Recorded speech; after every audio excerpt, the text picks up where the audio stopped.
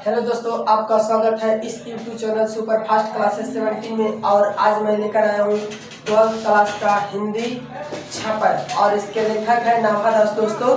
तो आइए आपके बोर्ड सेशन पर लिखा हुआ है। तो दोस्तों, इसके पहले हमारे तुलसीदास का वीडियो नहीं देखे होंगे तो इसके डिस्क्रिप्शन में लिंक इसका दिया हुआ है और वहाँ से जाकर आप तुलसीदास को देख सकते हैं। तो आइए दोस्तों, आपके बोर्ड सेशन पर लिखा हुआ है छापर। आज पढ़ने का है दोस्तों पद सेशन का चौथा चैप्टर छापर। छापर का लेखक है हमारे नाभा दास। नाभा दास छापर होता है दोस्तों 6 लाइन में लिखा गया ये पद छापर कहलाता है। यानी कि 6 लाइन में गाया हुआ पद को हम लोग छापर कहते हैं। और इसके लेखक है दोस्तों नाभा दास। नाभा दास का जन्म दोस्तों 1570 ईस्वी में दक्षिण भारत में हुआ है। कहाँ हुआ है? दक्षिण भारत में। नाभा दास का जन्म जो है दक्षिण भारत में 1570 ईस्वी में हुआ है दोस्तों। और इसका मृत्यु 1600 ईस्वी। आप देख रहे हैं कि इनका जन्म 1570 और मृत्यु 1600 ईस्वी।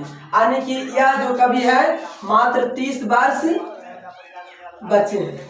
मात्र 30 वर्ष बचे हैं। कितना वर्ष बचे हैं दोस्तों? मात्र 30 वर्ष बचे हैं। तो आइए आगे देखते हैं इसके दीक्षा गुरु। दीक्षा गुरु मतलब होता है कि इसके शिक्षा देने वाला गुरु कौन थे? दीक्षा गुरु जो है अग्रदास है। नाभा दास के दीक्षा गुरु कौन हो जाएंगे दोस्तों? अग्रदास।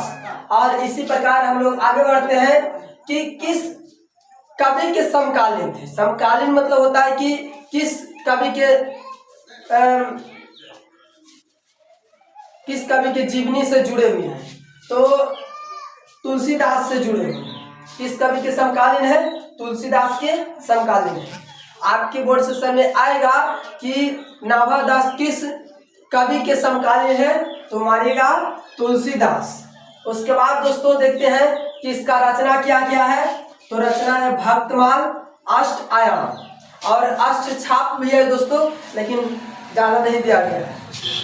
भक्तमाल अष्ट आयाम ये वो होता है, अष्ट छाप भी होता है दोस्तों। उसके बाद आपके आगे लिखा हुआ है कि इसका अस्थायी निवास कहाँ है? वृंदावन में।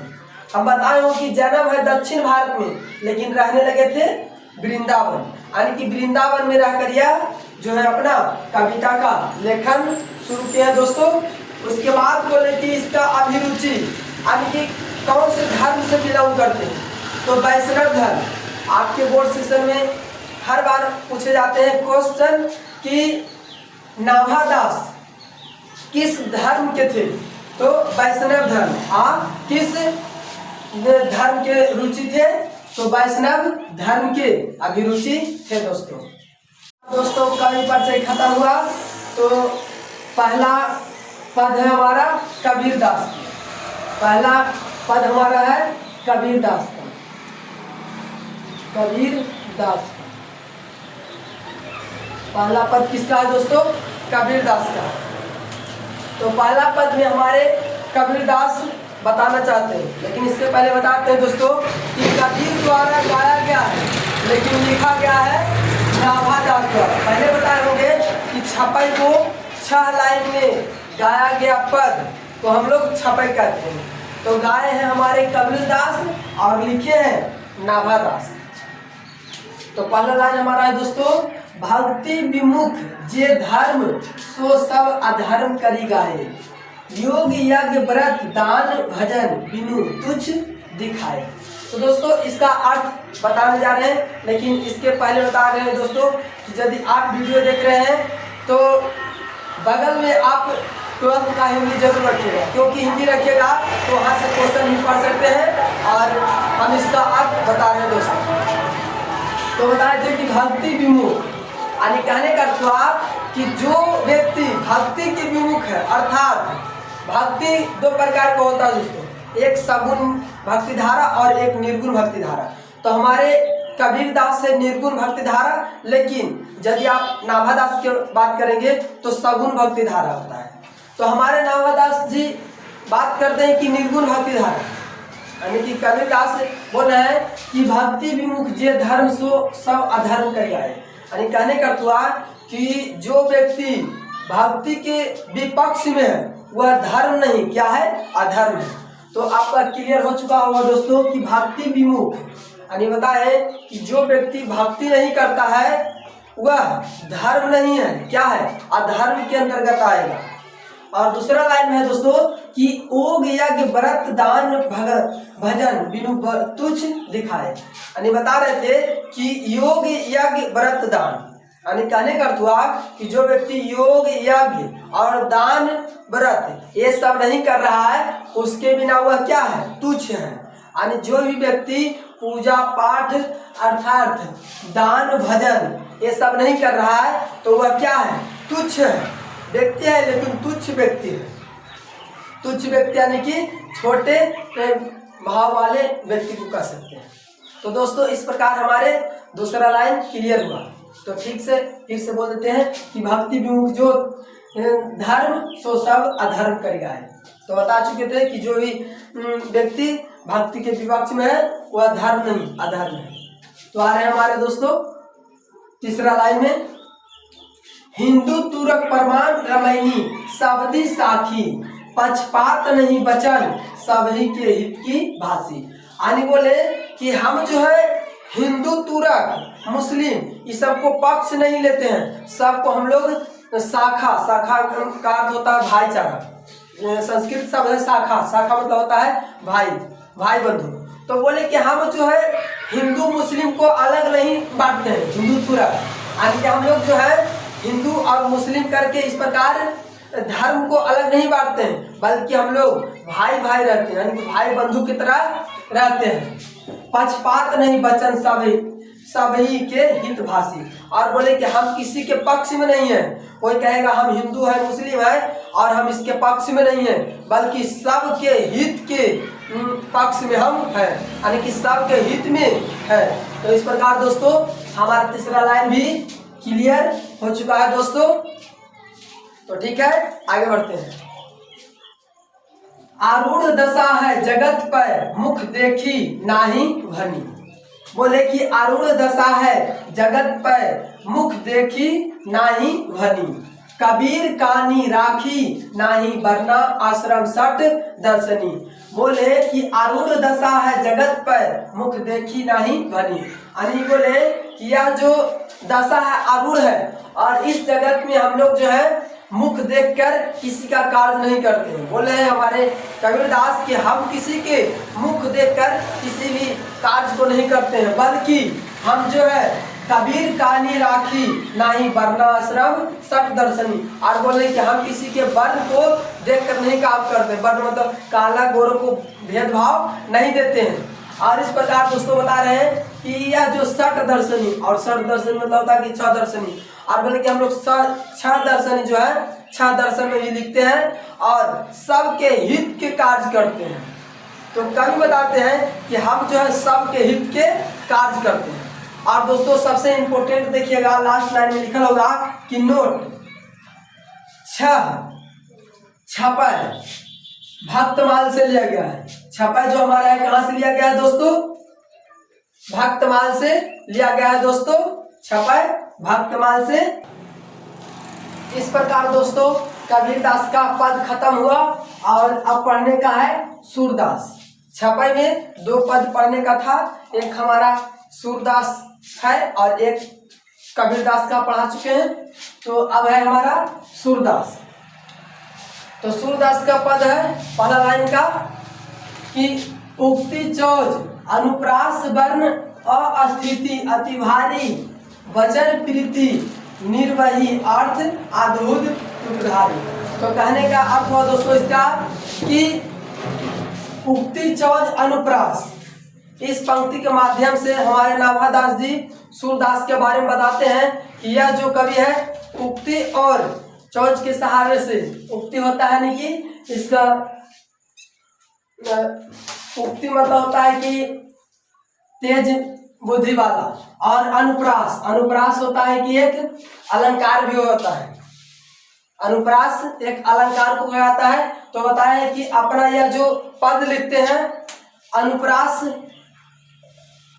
अनुप्रास अलंकार के सहायता से लिखते हैं। और यह जो है अस्थिति अति भारी, और इनका अस्थिति जो है बहुत ही दुखद था कि जन्म से ही यह अंधे थे। सूरदास जो है हमारे कभी जन्म से ही अंधे थे। तो बताएं कि इसका अस्थिति जो था बहुत ही अस्थिति था अति भारी। वचन प्रीति निर्वही अर्थ अद्भुत तुकधारी। तो बताएं दोस्तों कि इसका जो था वचन प्रीति निर्वही अर्थ अद्भुत तुकधारी। तो बताएं कि वचन था इसका प्रीति मतलब होता है अच्छा, और निर्वहन जो करते हैं इसका अद्भुत तुकधारी।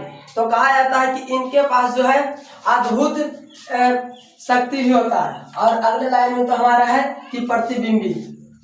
तो ठीक है, यहीं पर बताए कि इनके पास अद्भुत शक्ति भी था। आंख नहीं होने कारण भी यह अद्भुत शक्ति कारण यह अपना कविता लिखते हैं। तो ठीक है दोस्तों, इस प्रकार दूसरे लाइन में आइए, आपका क्लियर हो जाएगा। पहले लाइन में थोड़ा सा था, लेकिन दूसरे लाइन में आपका क्लियर हो जाएगा। प्रतिबिंबित दिव्य दृष्टि हृदय हरिलीला भासी। तो पहले लाइन में बता चुके थे, ये आइए दूसरे लाइन में। तो बोले कि प्रतिबिंबित कहने का अर्थ हुआ कि इनके पास नेत्र नहीं होने के कारण भी इसको दिव्य दृष्टि था। हमारे नावादास जी बता रहे हैं कि सूरदास के पास एक दिव्य दृष्टि था, जिसकी की सहायता से यह जो है अपने कविता और पद को लिखते हैं। हमारे कृष्ण भगवान के पद को लिखते हैं। कृष्ण भगवान के यह बहुत बड़े कवि माने जाते हैं कृष्ण काली। तो बताए कि इनके पास एक दिव्य दृष्टि भी है, और वह हृदय किसके है? तो हरिलीला मतलब होता है कृष्ण के लीला का। तो यह जो है कृष्ण के लीला के वर्णन करते हैं दोस्तों। और बोले कि जन्म कर्म गुण रूप सभी रचना प्रकाशी। बोले कि जन्म और कर्म गुण रूप इस पर यह अपना सभी रचना प्रकाशी बता रहे थे कि इस पर अपना यह कविता लिखते हैं कि जन्म कर्म गुण रूप सभी रचना प्रकाशी। यानी बता रहे थे कि कृष्ण भगवान के जो है जन्म कर्म गुण रूप इस सब का यह प्रकाशन करते हैं। प्रकाशन मतलब यह लोगों के बीच पहुंचाते हैं। तो दोस्तों बता चुके थे कि कृष्ण भगवान के कृष्णकालीन कवि थे हमारे सूरदास। तो बताए कि प्रतिबिंबित दिव्य दृष्टि बता रहे थे कि इनके पास एक दिव्य दृष्टि भी था। तो इस प्रकार हमारे दोस्तों तीसरा लाइन भी क्लियर हो चुका है। और चौथा लाइन में जो है हमारा विमल बुद्धि हो तासुकी जो यह गुण सरमनी धरे। यानी बता रहे थे कि विमल बुद्धि हो तासुकी जो यह गुण सरमन करे। तो बता रहे थे कि जो भी इस गुण को सरमन यानी कि इस गुण को ग्रहण करता है उसका बुद्धि तेज हो। विमल मतलब तेज, उसका बुद्धि तेज हो। हमारे नावादास जी बोलते हैं कि सूरदास के जो भी यह गुण को सरमन, यह जो ऊपर वाला गुण बताए इस सब गुण को सरमन करता है उसका बुद्धि कैसा होता है? तेज। विमल मतलब तेज। तो लास्ट लाइन में हमारे कवि लिखते हैं कि सूर कवित सुनी कौन कवि जो नहीं सिरचालन करे। तो लास्ट लाइन में हम बता रहे थे दोस्तों कि सूर कवित यानी कि सूरदास द्वारा सुना गया कविता कोई भी ऐसा कवि नहीं है कि सुनेगा और उसका सिर चालन नहीं, मतलब उसका व्याख्या नहीं करेगा कि हमारे सूरदास भी एक अच्छे कवि हैं।